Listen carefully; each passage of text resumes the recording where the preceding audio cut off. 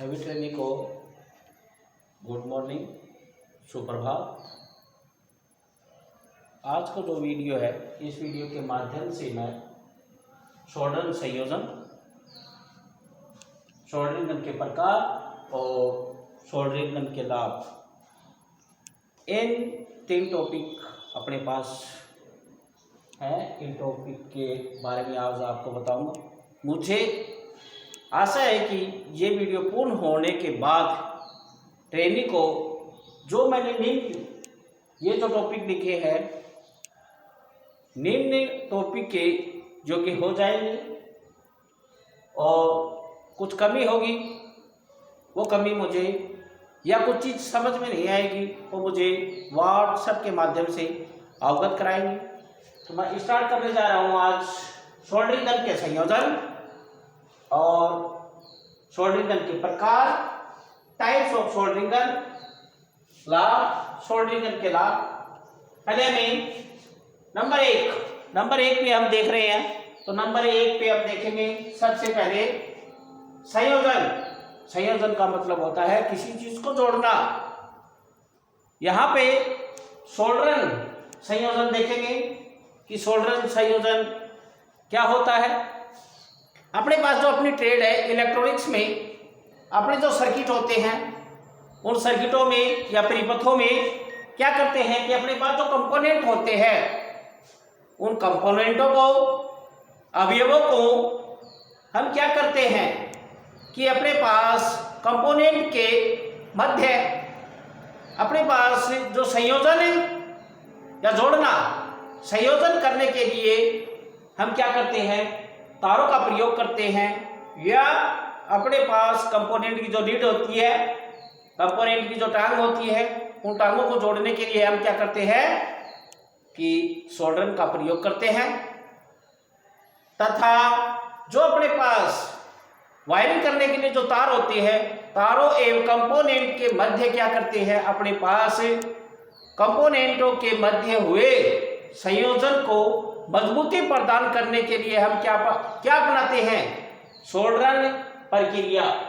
क्या करते हैं, सोल्डरिंग प्रक्रिया को हम क्या करते हैं, संपन्न किया जाता है। सोल्डरिंग प्रक्रिया के लिए हम क्या करते हैं, सोल्डरिंग गन, सोल्डरिंग आयरन भी होगा, लेकिन आज के टॉपिक में अपने सोल्डरिंग गन की बात करेंगे। अपने पास सोल्डरिंग आयरन भी होता है, उसके माध्यम से भी ये किया जाता है, लेकिन आज का जो टॉपिक है उस टॉपिक के ऊपर ही हम अध्ययन करेंगे।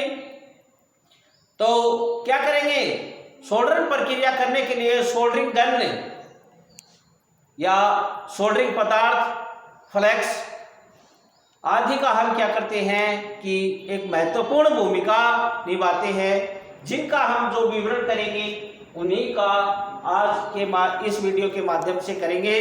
सबसे पहले हम लेके चलते हैं कि सोल्डरिंग गन, सोल्डरिंग गन के बारे में हम अध्ययन करेंगे।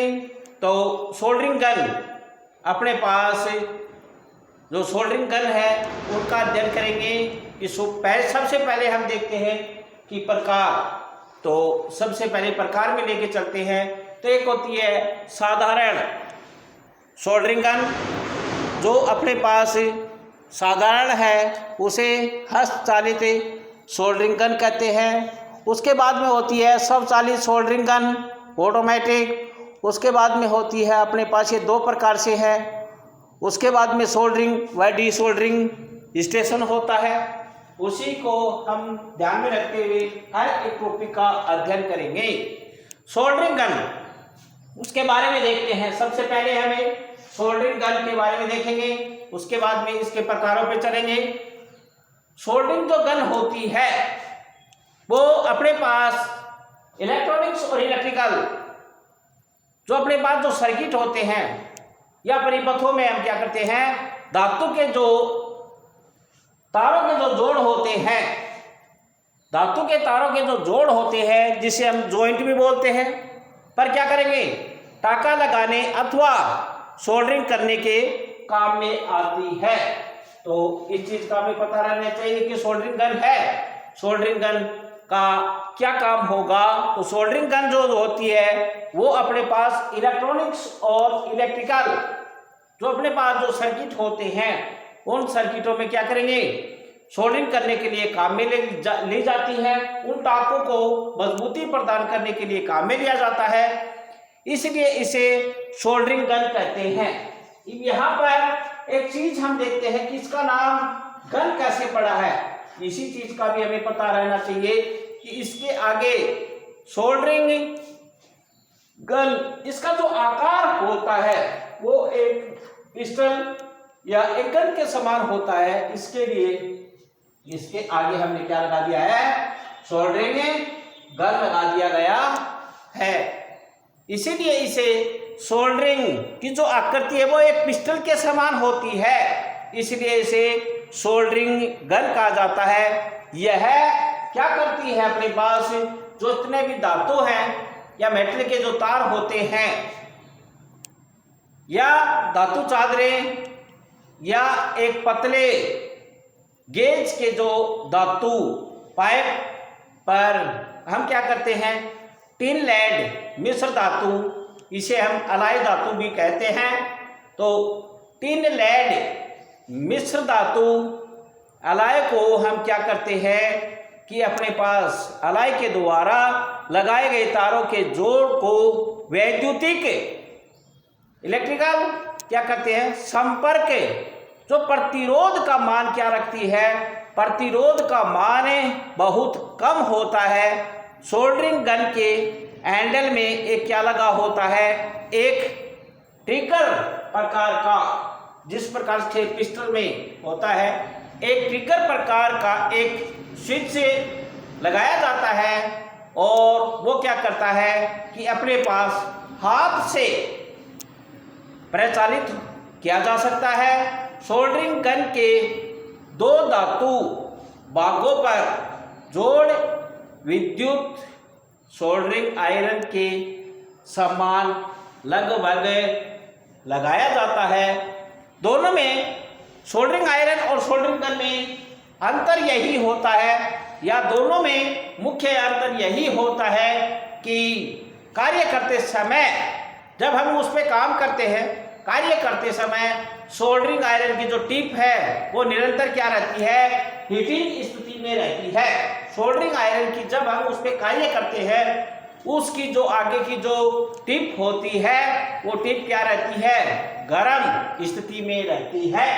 लेकिन जब हम सोल्डरिंग गन की बात करते हैं तो सोल्डरिंग गन में क्या होगा कि अपने पास सोल्डरिंग गन की जो टिप होती है वो केवल टाका लगाते समय क्षणिक या कुछ समय के लिए ही क्या रहती है, तप्त या हीटिंग या हीटेड होती है। इन दोनों में यही अंतर होता है कि अपने पास सोल्डरिंग आयरन की जो बिट होती है वो लगातार या निरंतर अपने पास गर्म रखने की आवश्यकता होती है। लेकिन अगर अपने पास सोल्डरिंग अगर गन है, इन दोनों का मुख्य अंतर यही होता है, ये केवल कार्य करेंगे उसी समय इसकी आगे की जो बिट होती है वो गर्म होती है। इससे क्या होता है, अनावश्यक विद्युत खर्च नहीं होता है या विद्युत का व्यय नहीं होता है। ये केवल कार्य करते समय ही उसकी टिप को गर्म करता है। उसके बाद में देखते हैं कि अपने पास सोल्डरिंग गन के प्रकार, सोल्डरिंग गन के प्रकार से मैं पहला लेके चलता हूं। पहला होता है हस्त या साधारण। इसमें अगर देखते हैं तो अपने पास एक होगा साधारण या हस्त चालित सोल्डरिंग गन। यहां पे हम देखते हैं क्या इसे सामान्य भी बोल सकते हैं या इसे हस्तचालित सोल्डरिंग गन भी बोलते हैं। यह इसका पहला प्रकार होगा। पहला लेके चलता हूं मैं, सामान्य या हस्तचालित सोल्डरिंग गन। यहां पे हस्त का मतलब होता है हाथ, हमें पता है, तो कहने का मतलब यही है कि हाथ से ऑपरेटिंग होगी या हाथ से चालू की जाएगी, इसीलिए इसे साधारण या हस्तचालित सोल्डरिंग गन कहा जाता है। यहाँ पर हम नंबर 1 इसका अध्ययन करेंगे। प्रकार में से हम पहले जो अपने पास है वो हस्तचालित सोल्डरिंग गन है। इसी को ही साधारण सामान्य सोल्डरिंग गन भी कहा जाता है। इसमें हम इस विषय में चर्चा करेंगे। नंबर 1, यहाँ पे हम देख रहे हैं कि अपने पास सोल्डरिंग गन की जो आकृति है वो पहले भी मैं चर्चा कर चुका हूँ। सोल्डरिंग गन की जो आकृति होती है वो आकृति होती है एक पिस्टल की जो आकृति के समान होती है। इसका जो बाह्य आवरण होता है, बाहर का जो आवरण होता है या जिसे हम कवच भी कहते हैं, वह बेकेलाइट अथवा फाइबर ग्लास प्रकार की बेकेलाइट अथवा फाइबर ग्लास प्रकार की विद्युत रोधी पदार्थ से निर्मित होता है। नंबर 1, हमें पता रहना चाहिए कि सोल्डरिंग गन में पहली हस्तचालित जो सोल्डरिंग गन होती है उसकी आकृति भी एक पिस्टल के समान होती है। और यहाँ पर आगे की चर्चा करते हैं, जो इसकी बाहर की बॉडी या बाहर का आवरण या बाहर का जो कवच होता है वो अचालक पदार्थ से बनी होती है। और वो अचालक जो पदार्थ होते हैं वो होते हैं बेकेलाइट अथवा अपने पास दूसरा है वो फाइबर ग्लास। इन दो से आगे की हम चर्चा करते हैं तो अपने पास होगा, पहले हमें बॉडी का पता लग गया है या इसके आवरण का पता लगाया है। अचालक पदार्थ से बनी होती है, जिससे क्या होता है, इसके बाहर की बॉडी जो अचालक पदार्थ से बनी होती है उससे है, जिससे क्या होगा, अंदर की ओर एक स्टेप डाउन इस बॉडी के अंदर या इस आवरण के अंदर क्या होगा, इसके अंदर की तरफ एक स्टेप डाउन प्रकार का ट्रांसफार्मर रखा जाता है। विद्युत रोधी इस प्रकार से इसके बाहरी आवरण को रखा जाता है कि जब हम इसको हाथ में लेते हैं तो उसको उपयोगकर्ता को या ट्रेनी को क्या होगा कि करंट न लगे, इसलिए इसकी बाहर की बॉडी को अचालक रखा जाता है। और इस बॉडी के अंदर या इसके आवरण के अंदर हम एक स्टेप डाउन ट्रांसफार्मर होता है, उस स्टेप डाउन ट्रांसफार्मर को रखा जाता है। यह जो ट्रांसफार्मर होगा वो 230 से 240 वोल्टेज एसी को, और उसे मैंने स्टेप डाउन प्रकार का बताया है। तो प्राइमरी में हम देते हैं इसके 230 वोल्टेज से 240 वोल्टेज, और वो एसी वोल्टेज देते हैं। और जहां पर हमें ये तो अपने पास है प्राइमरी, और सेकेंडरी में हमें जो वोल्टेज प्राप्त होंगे वो 12 से 24 वोल्टेज हमें प्राप्त होंगे। कितने वोल्टेज सेकेंडरी में मिलेंगे? 12 या 24 लो वोल्टेज क्या होते हैं, हमें प्राप्त होते हैं। उच्च मान की विद्युत धारा में परिवर्तन कर देता है। यहाँ पर हमें वोल्टेज जो प्राप्त होते हैं वो होते हैं अपने पास सेकेंडरी में 12 से 24, और जो करंट प्राप्त होती है वो हमें हाई उच्च मान की हमें करंट प्राप्त होती है। उसके बाद में हम देखते हैं जो लो वोल्टेज की जो सेकेंडरी वाइंडिंग के दोनों सिरों पे हम क्या करते हैं कि अपने पास पीतल धातु से निर्मित नली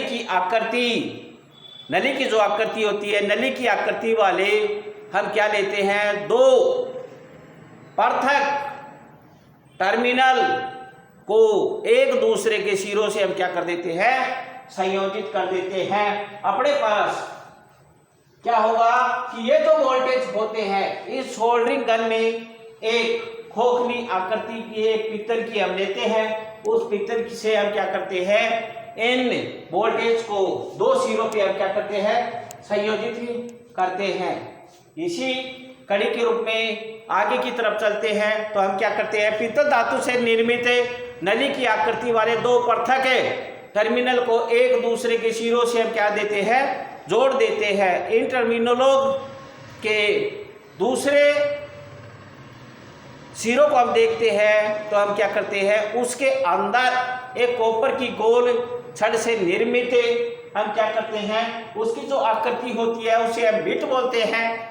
यू आकार की सोल्डरिंग टिप को पेचों की सहायता से हम क्या कर देते हैं, कस देते हैं। उसी के अनुसार जब हम ये वोल्टेज है उसके अंदर देते हैं तो पीतल की जो खोखली नली है और उस खोखली नली में हम एक छड़ से निर्मित यू आकार की जो टिप होती है इसकी जो जो टिप होती है उसकी आकृति अलग अलग प्रकार से होती है।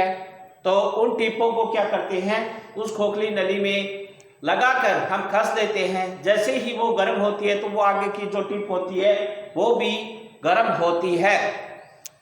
यू आकृति या हमें कार्य के अनुसार, ये कोई जरूरी नहीं है कि अपने पास यू आकृति की काम में ले, कार्य के अनुसार हम दूसरी बीट को भी घाल सकते हैं। और चेंजेबल बीट होता है, उसकी बीट को हम क्या कर सकते हैं, चेंज भी कर सकते हैं। इसी प्रकार से हम क्या कर देते हैं, एक नट की सहायता से उसे हम कस देते हैं।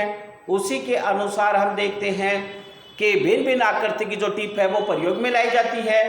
आगे हम देखते हैं कि विभिन्न आकृति की सोल्डरिंग टिप को हम क्या कर सकते हैं, उसके अंदर यूज भी ले सकते हैं। सोल्डरिंग गन के जो हैंडल में जो एक ट्रिगर लगा होता है वो होता है, ट्रिगर है वो एक स्विच के रूप में कार्य करता है। और वो अपनी जो हाथ की अंगुली होती है उस अंगुली को दबाने से क्या होता है, प्राइमरी जो अपने पास हम ट्रांसफार्मर कार्य ले रहे हैं, प्राइमरी वाइंडिंग में क्या होती है, विद्युत धारा का प्रवाह होने लगता है। और प्राइमरी में जब विद्युत धारा का प्रवाह होता है तो सेकेंडरी के अंदर जो हमें 12 से 24 वोल्टेज हमें प्राप्त होते हैं वो उस खोखली टिप में जाता है। और उसमें हम क्या करते हैं, एक बिट लगा देते हैं और वो क्या हो जाती है, गर्म हो जाती है। और गर्म होने से हम क्या करते हैं, उसके अंदर से हम क्या आसानी से हम क्या करते हैं कि आगे की तरफ सोल्डर वायर, हमें इसमें हस्तचालित में सोल्डर जो वायर होता है वो हाथ से लगाना पड़ता है, इसीलिए ये होती है हस्तचालित। तो यहाँ पर हम क्या करते हैं, जैसे ही इसकी बीट गर्म होती है और गर्म होते ही हम क्या करते हैं कि अपने पास सोल्डर वायर को काम में लेते हैं। सोल्डर जो वायर होता है वो टिन और लेड से बना होता है और गर्म होने से सोल्डर वायर पिघल जाता है। और जिस जॉइंट के, जिस जोड़ के ऊपर हमें सोल्डरिंग करना होता है वहां पर हम क्या करते हैं, सोल्डरिंग करते हैं। और वहां पर हम सोल्डरिंग करने से उस तार में या उस जॉइंट में हमें क्या होती है, एक मजबूती प्रदान होती है। ये अपने पास जब तक हम ट्रिगर दबाते हैं उस समय तक हमें इस ट्रांसफार्मर की सहायता से टिप गर्म होती रहती है। जैसे ही हम उस जॉइंट को पूर्ण कर देते हैं या पूरा कर देते हैं तो हम क्या करते हैं, उस ट्रिगर को हटा देते हैं या उससे अपने हाथ से दबाए गए उंगली को उठा लेते हैं और उसमें करंट प्रवाह होना बंद हो जाता है और आगे की जो बीट होती है वो ठंडी हो जाती है। इस प्रकार से हम क्या करते हैं, इस सोल्डरिंग गन की सहायता से हम क्या करते हैं, नंबर 1 साधारण या हस्तचालित सोल्डरिंग गन की सहायता से हम क्या करते हैं, सोल्डरिंग किया जाता है या सोल्डरिंग संयोजन लगाया जाता है। उसके बाद में अपने पास आती है स्वचालित सोल्डरिंग गन।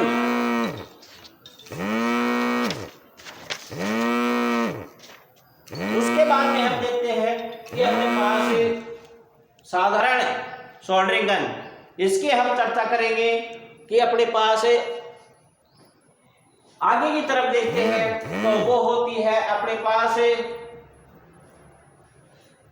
हस्तचालित के बाद में जो आती है वो आती है स्वचालित।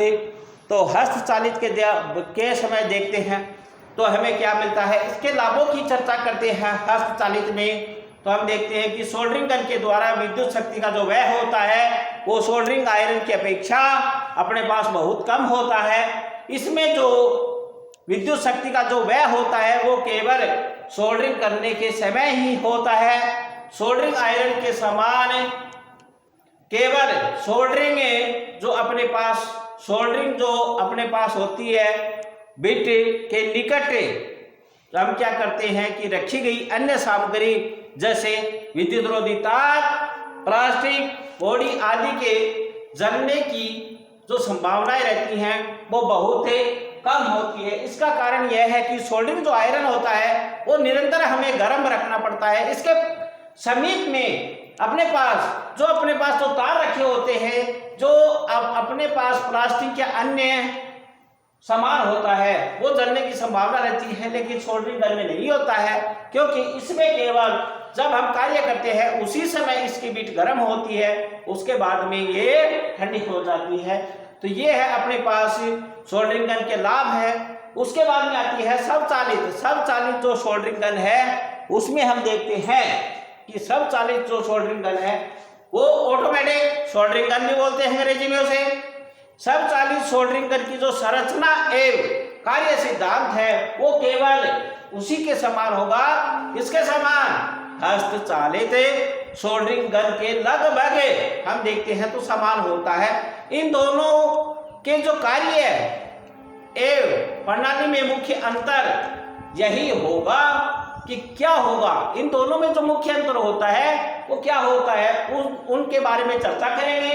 तो हम देखते हैं कि हस्तचालित सोल्डरिंग गन में हम देखते हैं हस्त जो चालित होती है या हाथ के द्वारा जो चलने वाली सोल्डरिंग गन होती है उसे गर्म सोल्डरिंग टिप के सिरों पर हम देखते हैं कि जो सोल्डर तार है वो दूसरे हाथ से पकड़ के लगाया जाता है। हम यहाँ पे चर्चा करते हैं साधारण में कि अपने पास एक हाथ से हमें सोल्डरिंग गन लगाना पड़ता है और दूसरे हाथ होता है, दूसरे हाथ से हमें सोल्डर वायर लगाना पड़ता है। परंतु अपने पास स्वचालित या ऑटोमेटिक में देखते हैं तो ऑटोमेटिक में क्या होगा कि स्वचालित या सोल्डरिंग गन में हम देखते हैं कि टिप के सिरों पर सोल्डर तार जो होता है उसकी जो बोबिन लगी होती है वो एक नली के द्वारा आवश्यकता अनुसार स्वचालित विधि के द्वारा क्या होता है, टिप की ओर सरकता रहता है। यहाँ पे हमें तार अपने दूसरे हाथ से लगाने की आवश्यकता नहीं होती है। जो अपने पास सोल्डर वायर होता है उसकी जो बोबिन होती है वो गन के पीछे ही सेट की जाती है। उस तार को इस प्रकार से हमें सेट किया जाता है कि जैसे ही हम सोल्डरिंग करना स्टार्ट करते हैं तो उसमें जो तार होगा, जो अपने पास सोल्डर वायर होगा, वो जैसे ही हम कार्य करते हैं वो आगे की तरफ सरकता जाता है। इस समय हम दूसरे हाथ अपना फ्री रहता है, दूसरे हाथ से स्वचालित सोल्डरिंग गन से में तार लगाने की आवश्यकता नहीं होती है। तो स्वचालित सोल्डरिंग गन में क्या होगा कि ट्रिगर जो नॉब होती है वो एक बार दबाने से अपने पास उसमें यह भी है कि जो टेम्परेचर है उस टेम्परेचर को भी हम देखते हैं। तो अगर आप स्वचालित सोल्डरिंग गन के जो ट्रिगर होता है उस ट्रिगर को आप एक बार दबाते हैं तो उसमें क्या होगा, जो आगे की जो टिप होती है वो 150 सेंटीग्रेड तापमान पे गर्म होती है। लेकिन आप उसी ट्रिगर को अगर दूसरी बार उस नोब को दबाते हो तो वो ही आगे की जो बीट होती है वो कितने पे हो जाएगी, 300 सेंटीग्रेड तापमान पर। पहले नंबर पर जब आप दबाते हो, एक बार दबाते हो तो 150 सेंटीग्रेड तापमान पे वो आगे की जो बीट है वो गर्म होती है। उसी ट्रिगर को आप दूसरी बार दबाते हो 300 डिग्री सेंटीग्रेड तापमान पे क्या हो जाती है, वो गर्म होती है। जहां पर हमें मोटे तारों को जोड़ना पड़ता है वहां पर हम क्या करते हैं, उसके टेम्परेचर को बढ़ा सकते हैं।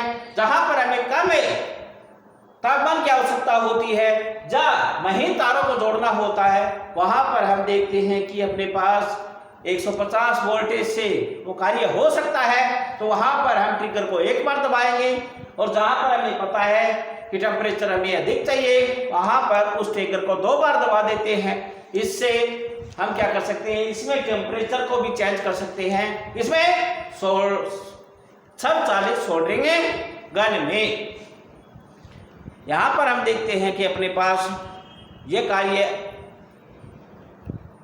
उसके बाद में आता है सोल्डरिंग गन के लाभ। सोल्डरिंग गन के लाभ में हम देखते हैं कि स्वचालित सोल्डरिंग गन के लाभ देखेंगे तो स्वचालित सोल्डरिंग गन में हम देखते हैं कि सोल्डरिंग कार्य करने के पश्चात उपयोग में नहीं लाए जाने की स्थिति में हम देखते हैं कि 10 मिनट के पश्चात हम देखते हैं कि जो ट्रांसफार्मर की प्राइमरी वाइंडिंग है उसका जो सर्किट होता है वो स्वतः ही ओपन हो जाता है या खुल जाता है, कहने का मतलब उसमें से धारा प्रवाह बंद हो जाती है।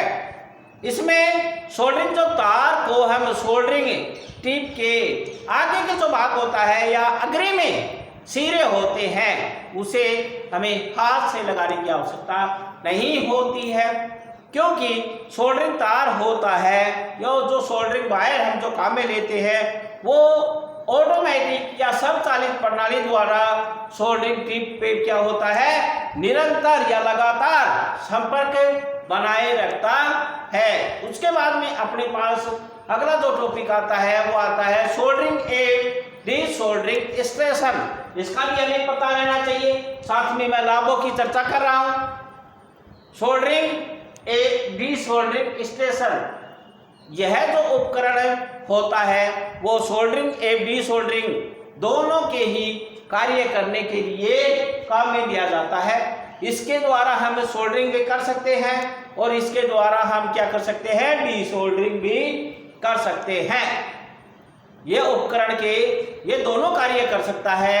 इसके लिए हम क्या करते हैं, इसमें एक मुख्य नियंत्रण पैनल होता है। जो आगे का पैनल होता है वो कंट्रोलिंग पैनल होता है। इसके अंदर हम क्या कर सकते हैं कि एक उच्च चूषण क्षमता वाला चूषण पंप भी हम क्या लगा होता है या स्थापित होता है। इसी नियंत्रण पैनल जो इसमें जो कंट्रोलिंग पैनल होता है आगे का, तो उसमें हम देखते हैं कि दो भाग होते हैं। प्रथम जो भाग होता है वो क्या करता है कि सोल्डरिंग गन के जो टेम्परेचर होता है उसको कंट्रोल करता है और अपने पास सोल्डरिंग गन की टिप के तापमान में होने वाले परिवर्तन को हम क्या करते हैं, डिजिटल डिस्प्ले इकाई पर दर्शाया होता है। और तो दूसरा भाग होता है वो डीसोल्डरिंग हीटर के तापमान को नियंत्रण करता है और इसकी सहायता से हम क्या करते हैं, डीसोल्डरिंग हीटर के तापमान को एक डिजिटल डिस्प्ले इकाई पर हम दर्शाया होता है और उसके द्वारा हमें कंट्रोल में तापमान को लिया जाता है। इसमें एक आरटीडी तथा एक पीटीडी नियंत्रण प्रणाली प्रयोग की जाती है। इसमें डीसोल्डरिंग के लिए एक उच्च क्षमता का चूषण पंप है वो भी काम में लिया जाता है। इसके माध्यम से हम इसमें जो सोल्डरिंग होता है उस सोल्डरिंग के टेम्परेचर को हमें इसमें एक वेरिएबल पोर्ट लगा होता है, उस वेरिएबल पोर्ट की सहायता से उस टेम्परेचर को हमें कम या वेरिएबल कर सकते हैं। और किसी भी कंपोनेंट को हमें लगाना पड़ता है या हटाना पड़ता है, हटाने के लिए हमें डीसोल्डरिंग पंप की आवश्यकता होती है, वो उसमें लगा होता है। तो आसानी से हम क्या कर सकते हैं, किसी कंपोनेंट को पीसीबी से पृथक या अलग कर सकते हैं। उसके बाद में जो अपने पास खराब जो कंपोनेंट है उस कंपोनेंट को हटाकर हम आसानी से या कम समय में ही हम क्या कर सकते हैं, उस कंपोनेंट को लगा सकते हैं अपने पास। अब यहाँ पर हम इन विषयों के अंदर आज का जो विषय है उन विषयों के अंदर हम क्या करते हैं, चर्चा कर रहे हैं। आशा है कि मुझे इस वीडियो के माध्यम से आप सोल्डरिंग संयोजन को समझने की कोशिश करेंगे। इसी प्रक्रिया के अंदर इसकी सोल्डरिंग व डीसोल्डरिंग दोनों में हम देखते हैं कि अपने पास सोल्डरिंग और डीसोल्डरिंग दोनों के जो गन होती है उनके तापमान को हमें एक डिजिटल डिस्प्ले की डिजिटल जो कंट्रोलिंग पैनल लगा होता है उसकी सहायता से हम कंट्रोल कर सकते हैं। इसके भी हम लाभ देखें तो इसके द्वारा सोल्डरिंग एवं डीसोल्डरिंग जो संबंधी है दोनों कार्य हम कर सकते हैं। सोल्डरिंग भी कर सकते हैं और डीसोल्डरिंग भी कर सकते हैं। इन दोनों के कार्य को हमें इन दोनों की सहायता से कर सकते हैं। सोल्डरिंग व डीसोल्डरिंग स्टेशन में इसमें डिजिटल पैनल पर सभी प्रकार की सूचनाएं अपने पास आपके सामने रखी जाती है उसे हम आसानी से देख सकते हैं। इसमें सबसे बड़ी बात यही है कि इसमें तापमान को नियंत्रण करना या उसे कंट्रोल करना आसान होता है। उसके बाद में हम देखते हैं कि अपने पास सोल्डरिंग आयरन भी होगा, उसकी भी हम चर्चा करते हैं। सोल्डरिंग आयरन होता है, सोल्डरिंग जो आयरन में जापानी तकनीकी के द्वारा निर्मित सेरामिक हीटर प्रयोग किया जाता है, जो 400 सेंटीग्रेड तापमान पर क्या करता है, सफलतापूर्वक कार्य कर सकता है। इस प्रकार के हीटर का जीवन काल पारस्परिक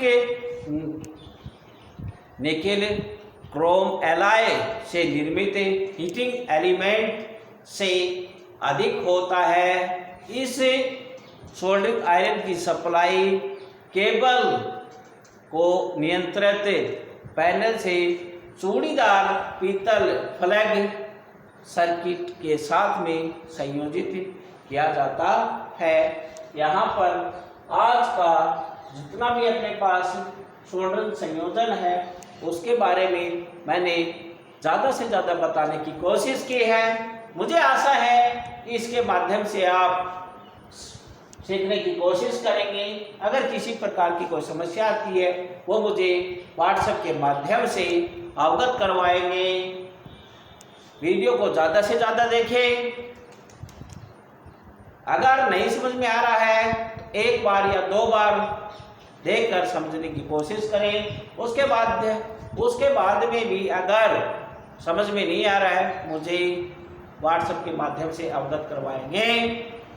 इसी के साथ में मुझे आशा है कि ज़्यादा से ज़्यादा संपर्क करेंगे। यहीं पर आज के इस वीडियो को मैं विराम दे रहा हूँ। सभी को धन्यवाद।